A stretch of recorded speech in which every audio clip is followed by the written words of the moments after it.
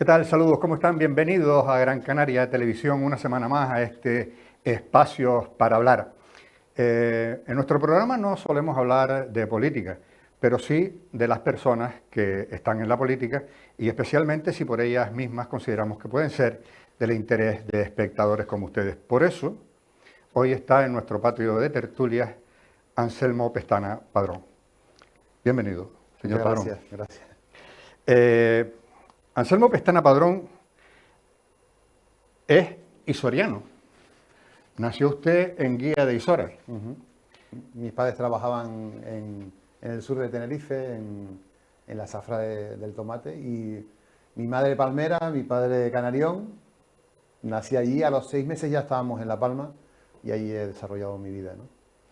Y bueno, después ha sido usted alcalde de Santa Cruz de La Palma, presidente del Cabildo, senador por La Palma también, y ahora pues desempeña usted sus funciones como delegado del Gobierno de España aquí en Canarias. Pero estos son los datos que podemos encontrar, como digo yo siempre, en todos lados.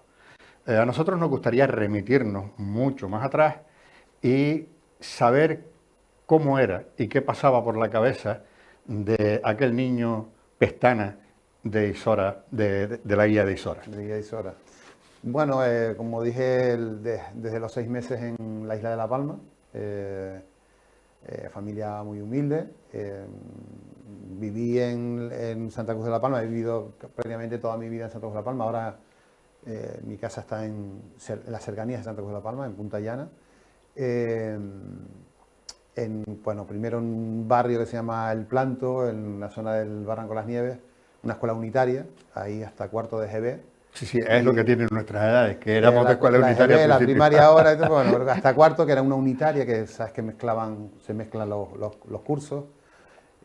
Tengo un buen recuerdo de ese pequeño colegio del Planto. Y después ya un colegio de la GB mayores, que es donde han cursado los estudios mis hijos ahora, que es el Anselmo Pérez de Brito, que es un colegio que está en el barrio de San Telmo, ¿no? Que también un buen recuerdo por la gente, por el deporte que hacíamos.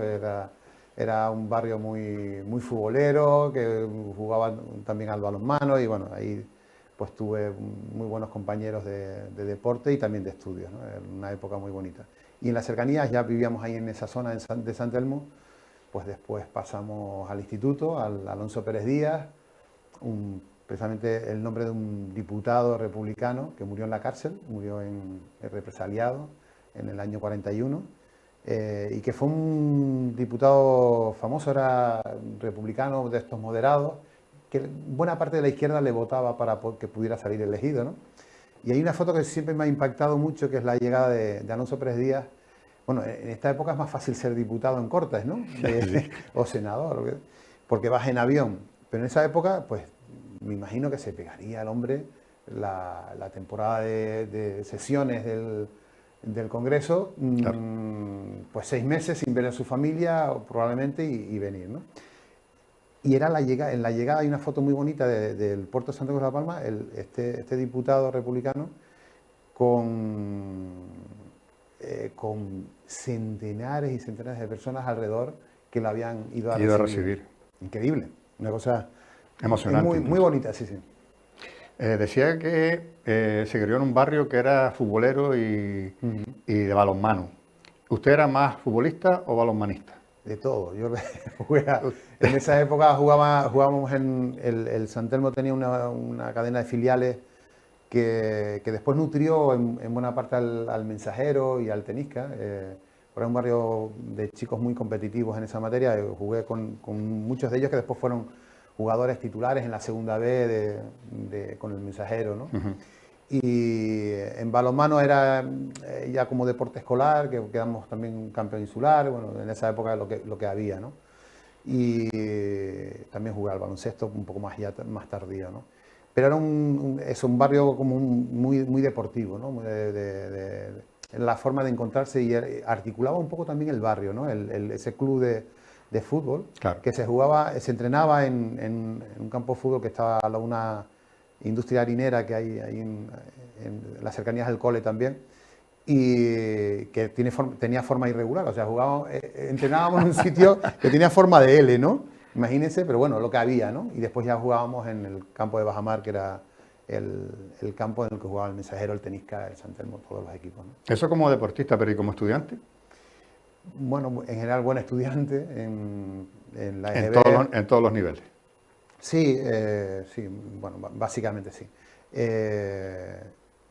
Bueno, en esa época también recuerdo perfectamente, ¿no? El cambio de casa, cuando mis padres compran un pequeño pisito en San Telmo, que coincidió con unos días antes había muerto Franco, lo vimos en la otra casa, y el entierro lo vimos en esta casa, ¿no? En este piso, ¿no? Y te impacta, pues hay un cambio importante en tu vida. Tenía 10 años, 9 años. Y entonces, claro, tienes un recuerdo bastante vivido de ese momento, ¿no? En el que cambias de barrio, estás un poco Cambia de barrio y desubicado. cambia de historia España. Sí, sí, y cambia a la vez, sí, sí, de verdad. Y bueno, yo y algunos compañeros de ese colegio, pues teníamos mucho interés por la política. Con 12, 13 años hablábamos de la política, bueno, en ese momento las primeras elecciones, de la Constitución. Teníamos algunos profesores también que provocaban, que ayudaban a que nos interesáramos por esos temas.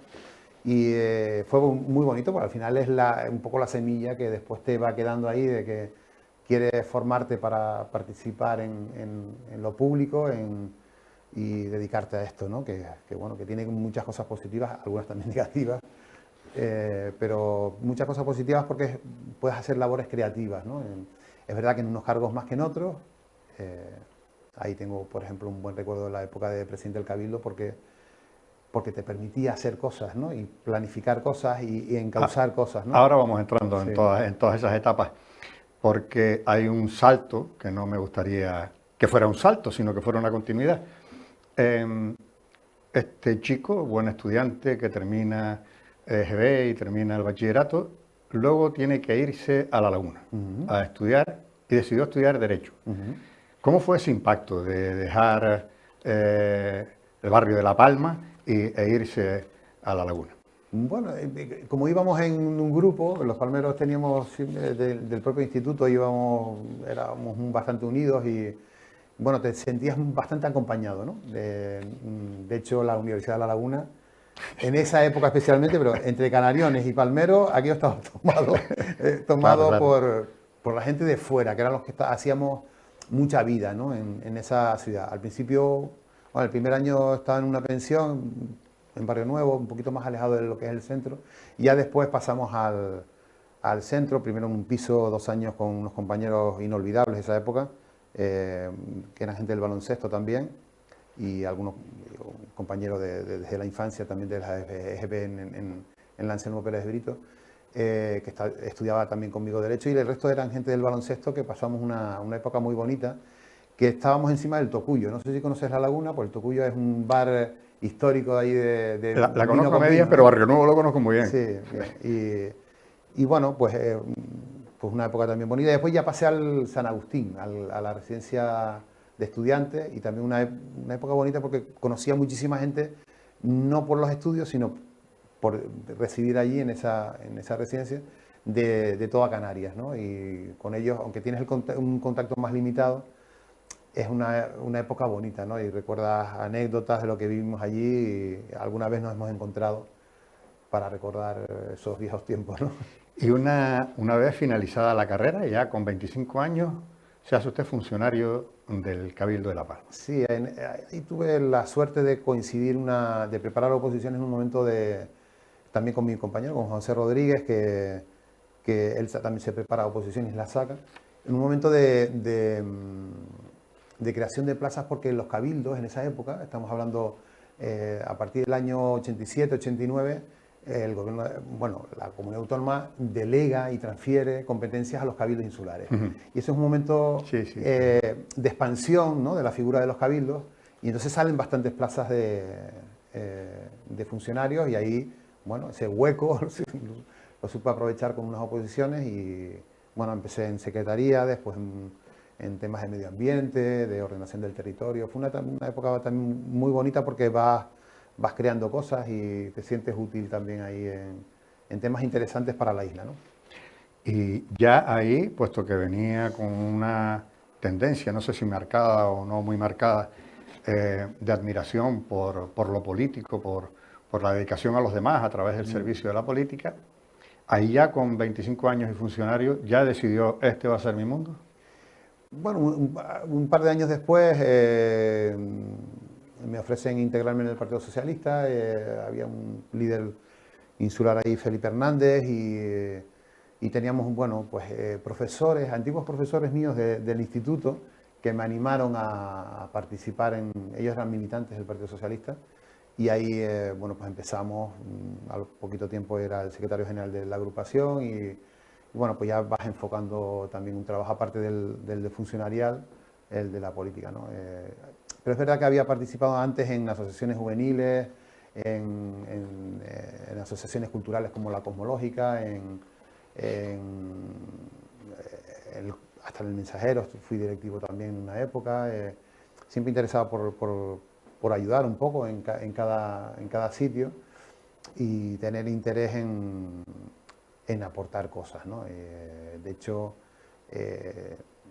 hasta en cierto mundo religioso de una parroquia que nos ayudó también a formar, que es la de San Francisco, pues también participé en algunas cosas, actividades de ellos y en fin, de ayudar a formar grupos de jóvenes con ideas más o menos comunes y tal, y que ayudaban incluso en algunos casos, personas un poco religiosas, pero que eran muy respetuosas con el fenómeno religioso y que participaban y ayudaban en esas actividades, ¿no? de la Semana Santa y de ese entorno, ¿no?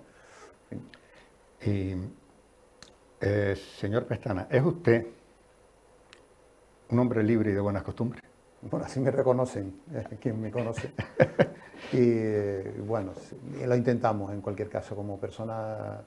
Creo que es la definición que deberíamos. En un mundo tan complejo como este, en el que, bueno, surgen muchos movimientos radicales, antidemocráticos y tal, bueno, pues toda esa corriente que surge ya de antiguo, pero fundamentalmente se potencia con la Ilustración y con el siglo XIX, con el liberalismo, somos parte de esas corrientes y, bueno, así me conozco. Y atendiendo a estas dos virtudes, la libertad y las buenas costumbres, ¿cuáles son los valores con los que se rigen el día a día de Anselmo Pestana Padrón?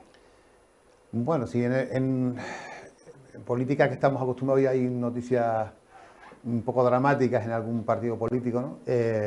Yo con mi equipo y con los que me conocen siempre he intentado aplicar a la política el concepto de bondad, ¿no? De intentar ayudar, de no hacer daño, o del mínimo daño cuando transformas cosas o cambias cosas.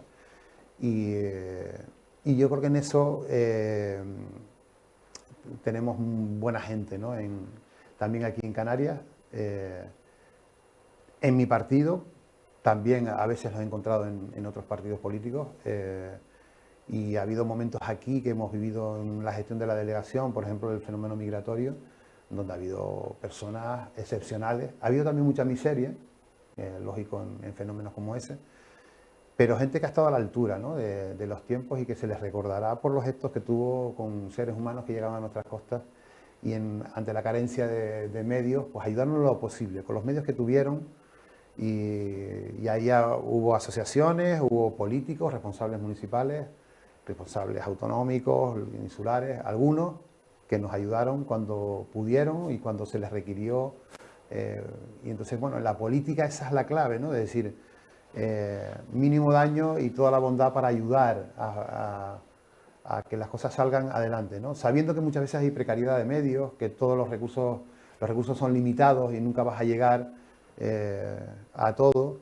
Ahora tenemos un buen momento en nuestro país, que empezamos a recuperar el crecimiento, que hay fondos europeos para la recuperación económica, para la transformación digital y ambiental, y vemos cómo llegan centenares de millones de euros que se van a invertir en esas transformaciones, pero no siempre es así, y en estos casos tenemos ahora una oportunidad muy importante.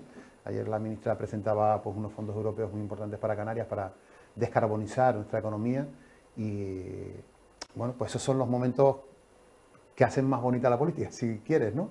Como hoy también presentando lo de Chira-Soria, que va a transformar esta isla, Gran Canaria, aportando, reduciendo la dependencia del petróleo, notablemente, ¿no? Esos son momentos buenos, ¿no? de Pero impulso. más allá del ámbito de la política, Anselmo Pestana Padrón adquiere una serie de valores gracias a un montón de cosas que vivió previamente en casa, desde aquel Anselmito de Guía de Isora. Esos valores que con total seguridad le trasladaron sus padres, ¿hoy se lo traslada usted a sus hijos? Sí, pues sobre todo que racionalicen, ¿sabes? Estamos en ese mundo en el que parece que todo se tiene que hacer con trazo grueso y el populismo está ahí para enseguida casi descuartizar a las personas por cualquier fallo, por cualquier error. Bueno, a mis hijos les intento inculcar que primero que comprendan los fenómenos, que intenten analizarlos, comprenderlos, que hay unos valores que nos vienen ya heredados pues de esa época, ¿no? De la Ilustración, del 19, al final el socialismo es una derivada también del liberalismo, de una buena parte del liberalismo. Hay, bueno, filósofos que De la hablan, mejor parte del liberalismo, claro, por lo sí, menos la socialdemocracia. sí, sí, exactamente, ¿no? Entonces, en esa parte que nos sentimos muy vinculados al uso de la razón en la política, ¿no? Y entonces, para analizar cualquier fenómeno, y ellos tienen mucho interés por la historia, más unos que otros, pero incluso el más pequeño, y te inquieren, ¿no? a que expliques ciertas cosas que van aprendiendo. Hoy tienen muchos accesos digitales y ven documentales, ven cosas, ven mensajes, etcétera, y te piden explicaciones. Y lo que les pido siempre es que profundicen, que no se queden con esa brocha gorda, y que pregunten y que sean ambiciosos en el conocimiento, ¿no? Porque quedarse con la brocha gorda es simplificar una vida, Sí. que la vida es compleja ya de por sí y tiene que tener esa complejidad también en la explicación de cualquier fenómeno. Decíamos antes que había sido alcalde, presidente del Cabildo, senador, Diputado autonómico también. diputado autonómico. En todo este periplo, en el mundo de la política, ¿cuál cree usted que ha sido su mayor logro? Bueno, ciertas transformaciones, algunas llegan antes y otras después, ¿no? Recuerdo una muy transformadora que es la playa de Santa Cruz de la Palma, que como responsable municipal pusimos en manos de Costas, y después como senador tuve la oportunidad de impulsarlo con amigos y amigas que estaban en los puestos de responsabilidad en un momento además difícil de crisis económica en el que se recortaba por todos lados, y una inversión muy importante para una ciudad pequeña como era Santa Cruz de la Palma, pues al final salió adelante y hoy tenemos un casco histórico protegido con esa playa, con esos diques y un espacio de ocio que va a ayudar a la economía de la isla. En ambos casos la etapa era la alcaldía. Son de los temas que digo que empiezan en una etapa y a lo mejor concluyen en otra, ¿no? En este caso empezó la alcaldía y la tenencia de la alcaldía incluso, y después ayudé a rematarlo como senador para que saliera adelante su licitación, y después como presidente del Cabildo, en plena ejecución de esa obra, cuando estuvo a punto de paralizarse por falta de recursos, porque había que hacer una estación de bombeo por el tema de saneamiento, pues como presidente del Cabildo pusimos en nuestro grupo de gobierno pues 1,5 millones de euros, 1.600.000 euros, para que se hiciera esa obra y no se paralizara la obra de la playa. Así que en 3 etapas distintas, claro. En cada momento ayudé en lo que pude, ¿no? Y bueno, pues son de estas cosas que ayudan, pero también los fondos de desarrollo de Canarias, que ayudé a que se aprobaran y que han sido un impulso importante a la economía de la isla. Un plan en el Cabildo de desarrollo de infraestructuras sociosanitarias, bastante importante también, de muchos millones. Cosas que para una isla pequeña como esa eran muy importantes, y yo creo que le dimos un buen impulso a las capacidades del propio Cabildo, que bueno, me siento orgulloso de esa etapa, ¿no? Además soy funcionario de allí, del Cabildo, y entonces bueno, el conocer la maquinaria también te ayuda con sus dificultades, porque al final la administración tiene sus tiempos y tiene sus procedimientos, y hay que aceptar que las cosas no salen todo lo rápido que uno muchas veces quisiera. Después hay cosas curiosas, pequeñitas, no son tan transformadoras como lo que estábamos hablando antes, de dinero que se consigue para que unos vecinos que tienen unas viviendas, como se están haciendo aquí en Las Palmas de Gran Canaria ahora, con Tamaraceite, con varias zonas de Las Palmas, que pues también la hicimos en Santa Cruz de la Palma. Hoy he estado con Beatriz Corredor, que era la ministra de Vivienda, y conseguí que ella pusiera recursos y firmáramos un convenio con el Ayuntamiento y con el Cabildo para poner, y el Gobierno de Canarias, para que esos vecinos que tienen unas viviendas ya infrahumanas tuvieran unos pisos decentes, modernos, con una cierta con una dignidad. inversión, sí, con la dignidad de unos que merece la pena, ¿no? Que ahí pues una familia eran auténticas cajoneras, muy pequeñitas y en un estado ya de mantenimiento muy malo, ¿no? O el ascensor que se hizo en Santa Cruz de la Palma, pues estando en la oposición en el Ayuntamiento lo propuse que se hiciera, se metió en el plan del casco, y después como presidente le doy a otro compañero alcalde dinero para que se pudiera ejecutar. Para que ellos se llevaran a cabo. Bueno, son hasta esas cosas pequeñas, ¿no? Todo tiene bueno, al final tengo gratitud, ¿no? Por poder hacer cosas, ¿no? Y pero ahora da gusto pasear por la playa de Santa Cruz, ¿no? Sí, es Da gusto no solo por el propio oso, sino por el logro. Y el hecho de que ese frente marítimo, de ser una zona que los fines de semana no había nadie, todo el mundo salía pues a otras zonas de playa o de campo, lo que fuera, ¿no? Del monte, a ser un sitio de atracción, ¿no? Que la gente va a comer allí, va a la playa, va a pasear. Suben hasta el casco antiguo. Eso es, sí. Ahora encima tienen un casco histórico peatonalizado, magnífico. Entonces, bueno, pues son de las cosas que hacen que la vida mejore para todos, ¿no? Y especialmente por los habitantes de Santa Cruz de la Palma, pero para toda la isla, ¿no? Y para quienes nos visitan. Delegado, todos tenemos claro cuando nacemos, pero no tenemos muy claro, y además no lo sabe nadie, cuando nos vamos a morir. ¿Qué es lo que le queda a usted por hacer antes de que llegue ese momento de abandonarlo todo? Bueno, primero que aquello que sea inexorable. Bueno, primero que mis hijos... Que dure mucho. Que mis hijos puedan terminar sus estudios, ¿no? Son pequeños todavía, tienen de 16 a 11 años. ¿Y qué me gustaría concluir? Bueno, hay cosas que tengo afición, sitios donde me gustaría visitar, ciudades europeas, obviamente. El viaje siempre, no solo es el viaje de la vida, sino poder ir a ciertos sitios, claro, que admiras, ¿no? Grecia, Italia, aunque he estado en algunos sitios de Italia, pero hay muchos sitios por ver, y de Europa, sin duda, de aprender. Probablemente escribir también. Mi primera vocación era periodista. ¿Ah?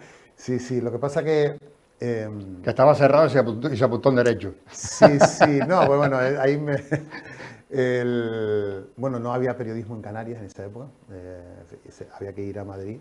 Eso es lo primero, pero tenía me llamaba muchísimo la atención, no sé si recuerdas, vamos a ver, Hispanoamérica, nos centramos en Centroamérica, Nicaragua, la revolución, la guerra contra Somoza y tal, y había un reportero español que explicaba muy bien aquello, que era, a ver si me acuerdo, tenía un apellido italiano, ahora no me sale, lo tenía hace un momento,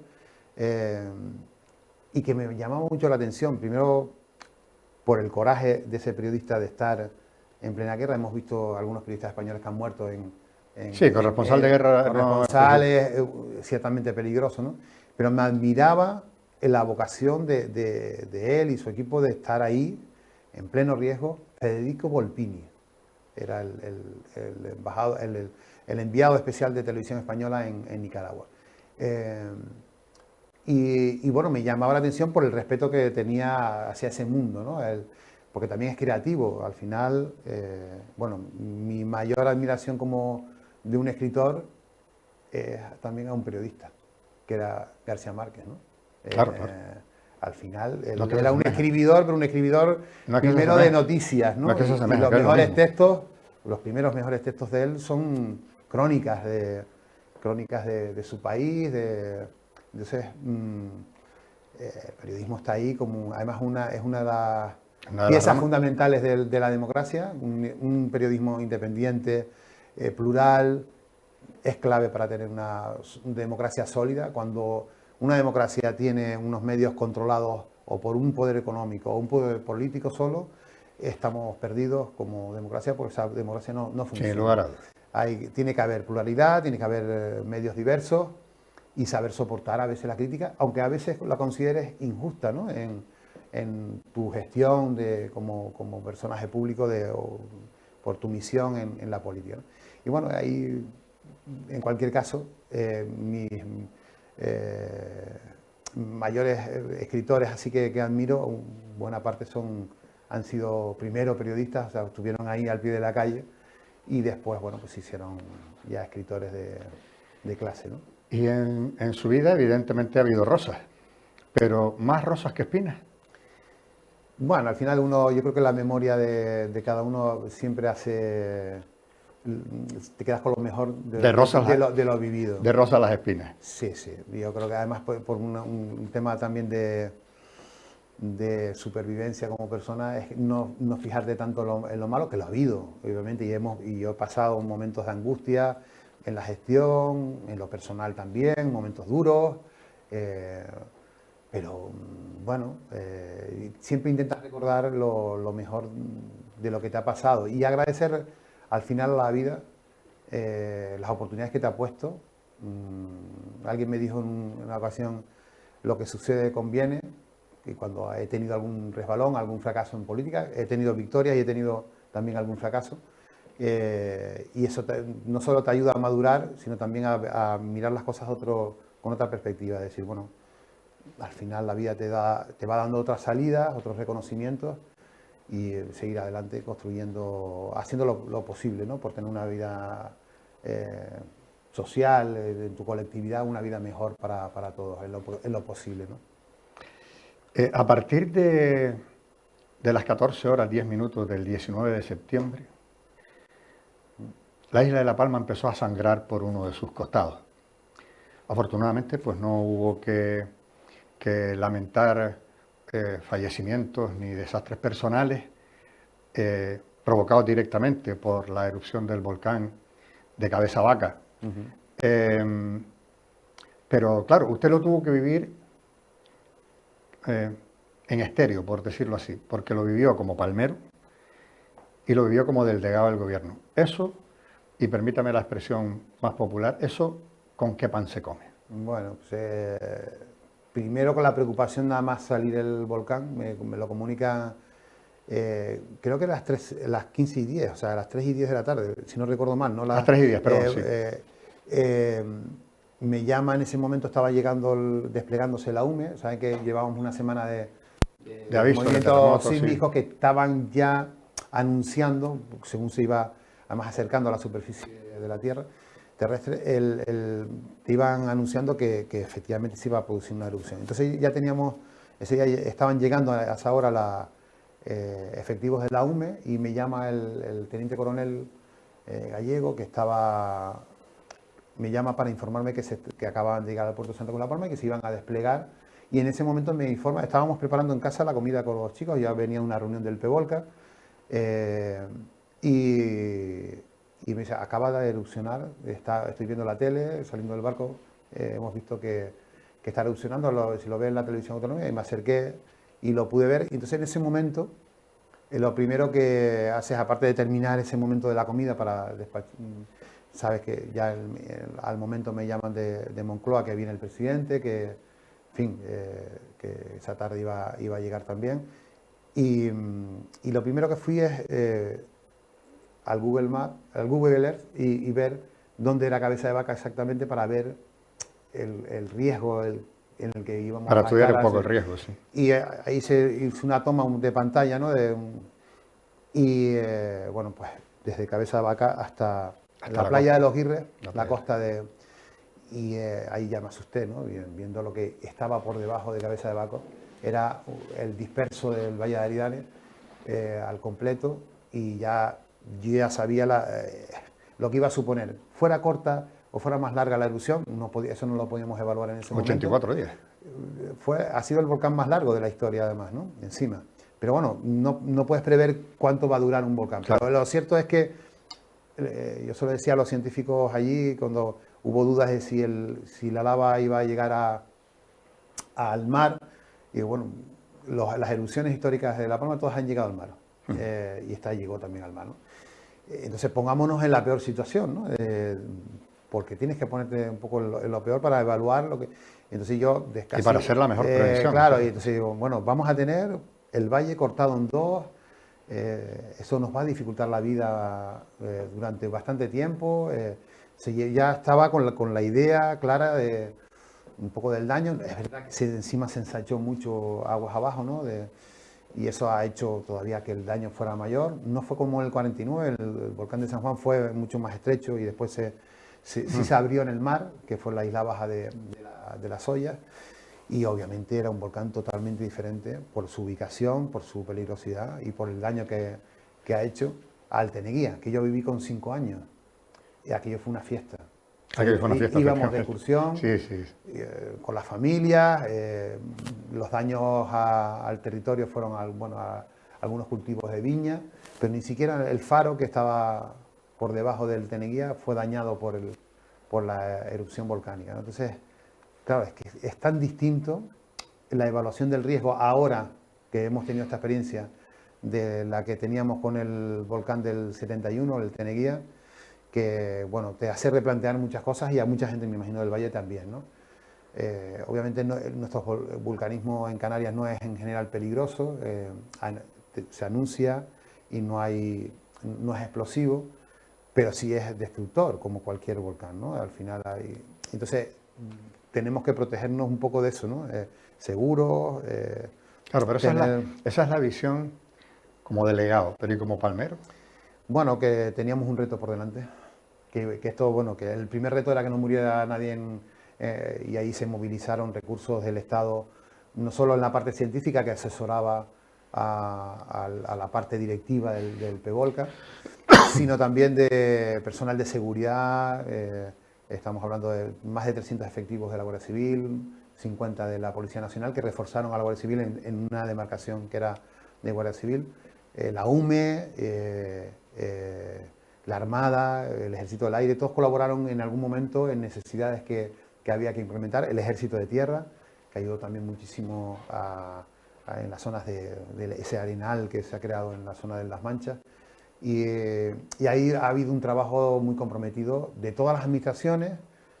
No sé si esto durará, esta unanimidad, pero al menos hemos dado una muestra de que en la emergencia había que estar unidos, que si se cometían errores, bueno, ya se analizarán. Esa actitud ha sido modélica. Pero hay que estar hombro con hombro y ayudando. Y ahí no falló nadie, lo puedo decir porque fui testigo también en eso, desde los servicios municipales a los insulares, a los autonómicos, a los estatales. Todo el mundo puso los recursos que tenía a su alcance y ha funcionado de forma modélica. Probablemente sirva de ejemplo de que nuestro Sistema Nacional de Protección Civil es fuerte y que seguramente tendrá que mejorarse porque bueno, cada vez tenemos más situaciones de emergencia, no solo ya esto, sino el cambio climático nos vaticina pues, momentos de graves inundaciones, de grandes sequías, todo eso tiene que estar también articulado, de grandes incendios, como lo hemos visto, lo hemos tenido en España. Eso le iba a preguntar, porque es que en usted es delegado del gobierno desde el año 20. En esta primera fase del desempeño como delegado del gobierno le ha pasado a usted casi de todo, un incendio en invierno. 6 incendios en Tenerife en invierno, los del norte de Tenerife. Los incendios uno aquí de Tenerife, en Gran Canaria, en Tasarte. Efectivamente. Una calima como nunca se había visto por lo menos en los 50 o 60 últimos años. Cierre aéreo de 5 días. Lo de los inmigrantes, lo de Arguineguín. El COVID. La COVID. Bueno, ¿Qué le falta? Porque es que le crezcan los enanos.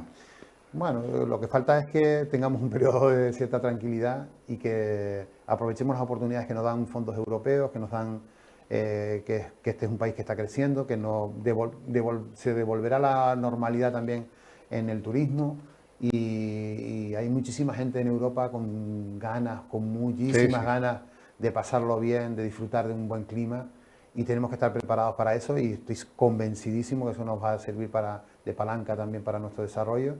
Y espero que tengamos una época de cierta normalidad. Es verdad que tenemos que acostumbrarnos a muchas emergencias, pero lo bueno de esta y de los incendios, es que en Canarias, bueno, funciona bastante bien, ¿no? En la coordinación en las situaciones de emergencia. Yo creo que ha ayudado mucho la experiencia de los incendios hay buena parte de los que han intervenido en esta emergencia también tenían experiencias de los incendios forestales, algunos de cierta duración. Es verdad que los incendios no suelen pasar de una semana a 10 días, muchos se quedan incluso en 2 o en un día, ¿no? Pero los grandes incendios, yo tuve también como presidente algunos allá, incluso con el fallecimiento de un compañero de trabajo en el Cabildo, un agente forestal, un agente de medio ambiente, un magnífico ser humano.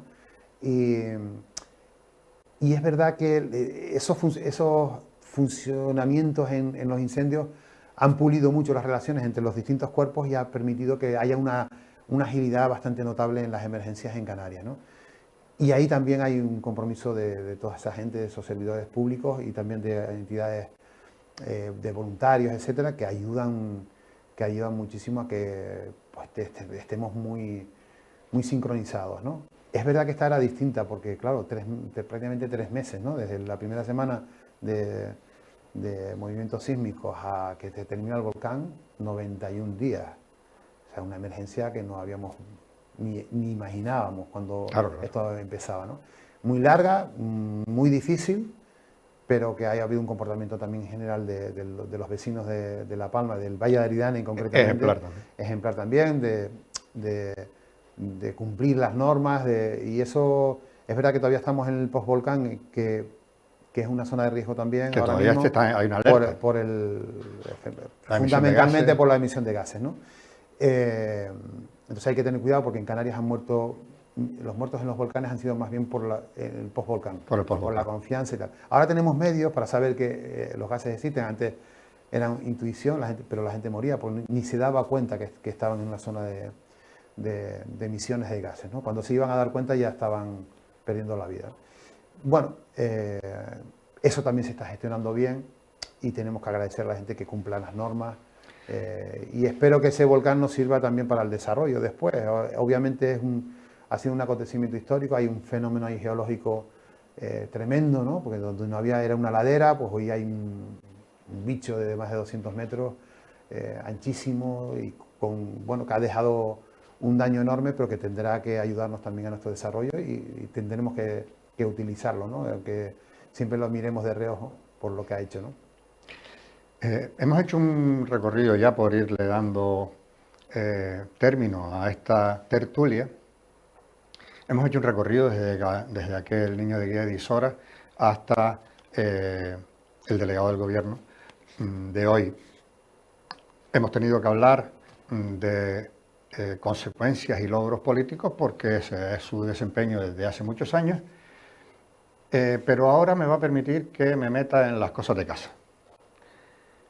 Esto está casado y nos había dicho que tiene 3 hijos. Cuéntenos un poco. Una pareja con 3 niños de 16, 14 y 11 años, niños, varones, cada uno con su personalidad diferente. ¿Cómo tiene que ser? Y bueno, pues somos una familia que ahora está con mi dedicación, pues está sufriendo un poco esas ausencias, pero ellos de momento son muy buenos niños.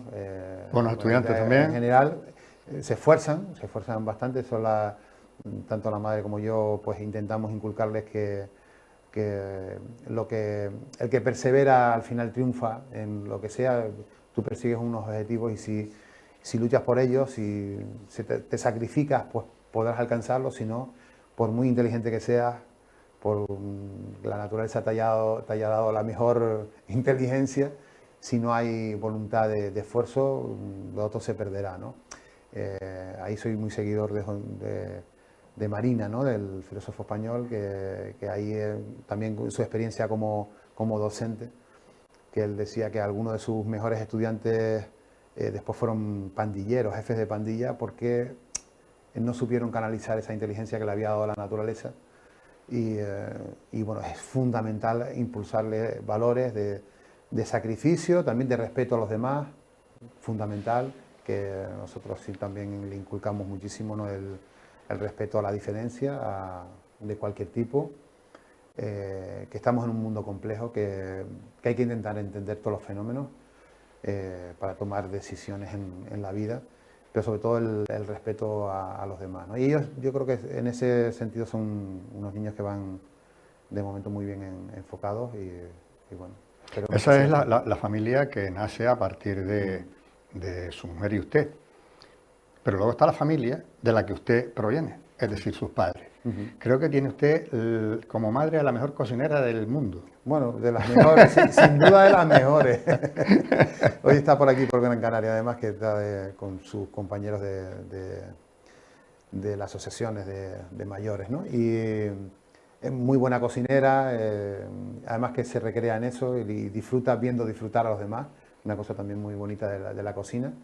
Sí, sí, porque Y- además es un requisito indispensable. O sea, sí, sí. ver cómo disfrutan los Además, demás pero de las con personas tus que logros. quieren que se les reconozca el que aquello está bueno, ¿no? Pues si no, Claro, claro. Y en pues no fin, te gusta. claro, efectivamente, ¿no? Entonces, y bueno, mis hijos disfrutan de algunos de sus platos porque, bueno, pues es buena cocinera y también algunos amigos, ¿no? Por aquí también han disfrutado de algunos de ¿Y sus ya ha platos. puesto su plato favorito? Pues en fin, Lo que haga mi madre me lo como. sí, sí, pero bueno, pero como anécdota, ¿no? Yo cuando en la universidad venía después de estar unos cuantos meses fuera de casa, lo que me preparaban en mi casa era un arroz blanco a la cubana con, lo que llamamos a la cubana, pero bueno, con plátanos fritos, huevos fritos y una comida muy sencilla, pero que siempre ha sido mi favorita, fíjate que es fácil de conformar, plátanos canarios, unos huevitos fritos si pueden ser De granja propia, de ¿no? granja, sí, nosotros tenemos algunas gallinitas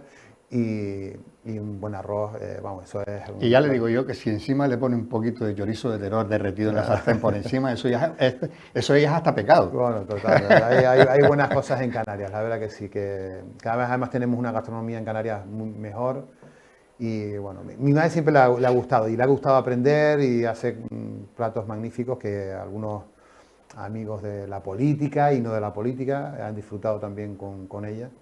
Y Bueno, eso es su madre. ¿Y luego mi, su padre? mi padre de Arucas falleció ahí hace Bueno, unos por eso años, le digo, como es canarión, a ver. de Arucas, de Montaña de Cardones, y tenemos familia todavía en Arucas, ya, pues bueno, buena parte de sus primos hermanos, que eran los que conocíamos, eh, pues ya han fallecido igual que él, pero tenemos todavía algunos de ellos con los que llevamos muy bien. Y bueno, para mí, de alguna manera, Arucas es como un pequeño santuario, ¿no? Claro. Para mí, he llevado a mis hijos allí.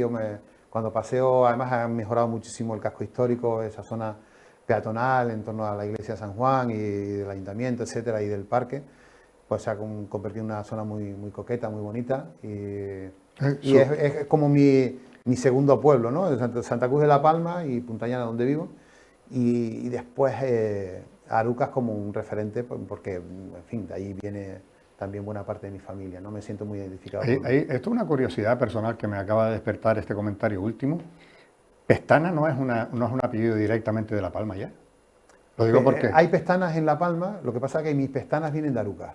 Vale. Al final todos venimos de Portugal, de Madeira, dicen pues nada más conquistarse Canarias, Madeira se había conquistado antes, tenía ingenios de azúcar, y alguien me contó de Arucas que los primeros pestanas que llegan a Canarias eran gente experta en los ingenios de azúcar, eran bueno, pequeños técnicos de su época y tal, o capataces, lo que fuera, que fueron traídos de allá, que vinieron probablemente a montar esos ingenios de azúcar que estuvieron en Arucas, en La Palma, en el Valle de Argual, en Los Sauces, en San Andrés, ingenios de azúcar que nos dieron también la oportunidad de tener un patrimonio histórico también muy bonito en Canarias, que es el arte flamenco, porque mucha de ese azúcar después se llevaba a Amberes y se distribuía en los Países Bajos, que eran además parte de la corona española en esa época, y bueno, pues se comerciaba con esos territorios, ¿no? Y bueno, pues parece que el origen de los pestanas ha habido portugués, significa pestaña, o sea que es bueno, pues viene de ahí, de Madeira, y al final todos venimos seguramente de ese tronco común, pero hay muchos pestanas en La Palma, en Mazo, en Santa Cruz de La Palma, en Los Llanos, en El Paso, pero no son familia mía. Mi familia pestana, menos mis hijos y mi hermana, el resto está aquí en la zona de Arucas fundamentalmente, pero bueno, también algo de Las Palmas.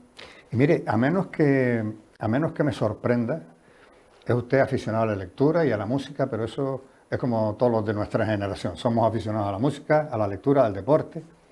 ¿O tiene usted alguna otra afición Confesable. que destaque. Sí, confesable, efectivamente. Bueno, me gusta el arte, me gusta estudiarlo y alguna colección de así de grabados y de algún arte contemporáneo y tal, pues sí he ido poquito a poco cuando los medios económicos no me permiten, pues a veces pues, compramos alguna cosita y tal y me gusta, ¿no? Me gusta tener esa parte de sensibilidad también con el arte. En La Palma tenemos buenos artistas también y tenemos algunos artistas locales interesantes, pero también algún grabadito histórico de flamencos y tal, pues también tenemos en casa, ¿no? Pequeñas cosas que bueno, nos van al final la casa, el hogar, también es el reflejo de la historia personal. Tus libros te dicen muchas cosas Claro, de claro. ti mismo, tu música también, bueno, pues las fotografías que cuelgas también de tu historia también te dicen mucho, pero también eso, ¿no? Me gustan mucho también las caricaturas, las viñetas, estas cosas también, alguna cosilla tengo de Mingote, Hay de auténticos genios Chambarella, en ese mundo. hay gente muy buena y también aquí en Canarias, por cierto, magnífica. A las personas, señor Pestana, se nos recuerda por lo que hicimos o por lo que no hicimos, por lo que fuimos o por lo que no pudimos ser. Pero, ¿qué es lo que usted cree que nunca se va a decir de Anselmo Pestana Padrón cuando abandone el mundo de la política? Bueno, probablemente nos dirán que era un mal tipo. Yo creo que ya eso es bastante en los tiempos que corren. Que eso con los tiempos que corren ya tiene su carga. Y yo, bueno, en fin, estas cosas a lo mejor uno se ruboriza, pero recuerdo algunos. Bueno, cuando me nombran delegado al gobierno, saben que soy el primer delegado al gobierno que vengo de una isla no capitalina. Es verdad que estuvo Elige Hernández de delegado al gobierno, pero es verdad que siendo del Hierro, él vivía en las islas capitalinas, no como yo, que sigo viviendo en una isla no capitalina, ¿no? Entonces, cuando me nombran delegado al gobierno, la reacción del resto de partidos políticos y de líderes políticos sobre mi nombramiento, pues a mí me llamó la atención. Favorablemente. Sí, porque eran muy respetuosos, en algunos medios de comunicación lo destacaban también. Tengo alguna viñeta, bueno, el pantallazo de esas viñetas al final de esa consideración de buena gente, de personas de diálogo, que yo creo que siempre eso sí que lo he sido, de una persona respetuosa con las ideas también de los demás, porque también quiero que sean respetuosos con las mías, y eso es muy importante, porque si tú quieres que te respeten las tuyas, tienes que intentar respetar las demás, aunque es verdad que siempre hay unos límites, ¿no? Voltaire decía lo de hay que ser intolerante con los intolerantes, ¿no? Porque es verdad que todo eso lleva una reflexión de hasta dónde, pero hoy tenemos ciertos riesgos en nuestra democracia. Que a mí me dicen de eso hace 15 años que iba a ocurrir en nuestro país y diría que hubiese dicho que eso no iba a ocurrir en España, ¿no? Que es que la posibilidad de que la ultraderecha gobierne ciertos gobiernos en nuestro país, ¿no? Bueno, pues eso para mí sí que degrada la democracia y ahí sí que no puedo ser obviamente tan respetuoso, ¿no?